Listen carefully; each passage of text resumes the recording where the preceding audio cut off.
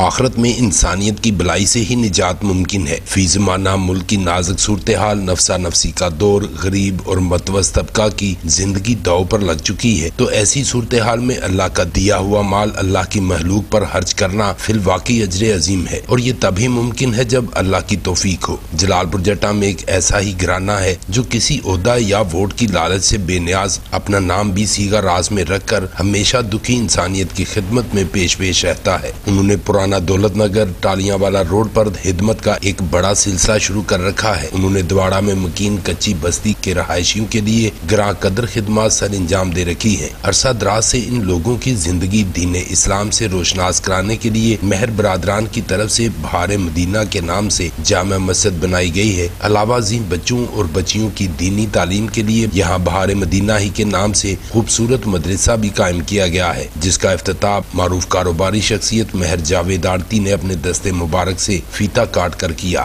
معززین کے پہنچنے پر مہر میاں محمد منیر، مہر میاں محمد علی، احمد اقبال، محبوب خان، محمد آسم اور دیگر نے ان کا گرمجوشی سے استقبال کیا۔ اس موقع پر خوبصورت محفل پاک کا بھی انعقاد کیا گیا، جس کا آغاز حافظ زاہد کی تلاوت کلام پاک سے ہوا، جبکہ قاری ندیم، حافظ احمد حنیف، قاری عبدالعزیز اور دیگر نے گلہائے عقیدت کے پھول نچھاور کیے۔ محفل پاک سے خطاب کرتے ہوئے معروف عالم دین علامہ محمد حنیف جلال پوری نعیمی نے دین اسلام کی برکات اور فلاح انسانیت کے موضوع پر مفصل بیان کیا اور مہر برادران کی دینی اور فلاحی خدمات پر انہیں زبردست الفاظ میں خراج تحسین پیش کرتے ہوئے اللہ کے ہاں قبولیت کی دعا کی۔ محفل پاک میں سابق کونسلر مہر محمد شریف، پرائیویٹ سبزی فروٹ منڈی کے صدر مہر احسان اللہ، مہر حاجی محمد اختر، آڑتی مہر محمد اشفاق سمیت دیگر معززین نے شرکت کی۔ واضح رہے کہ مہر برادران کی طرف سے غریب اور متوسط طبقہ کے لیے رہائشی منصوبہ بھی بنایا گیا ہے، جبکہ روزانہ سینکڑوں افراد کو دوپہر کا کھانا بھی کھلایا جاتا ہے۔ علاقہ بھر کی عوام مہر برادران کی انسانیت کی فلاح کے لیے بے پناہ خدمات کو قابل رشک نگاہوں سے دیکھتے ہیں اور اللہ کے ہاں قبولیت کی دعا بھی کرتے ہیں۔ مہر برادران کی طرف سے دکھی انسانیت کی خدمات فی الواقع معاشرہ میں بسنے والے ان لوگوں کے لیے قابل تقلید ہے جنہیں اللہ نے اپنی رحمت سے نوازا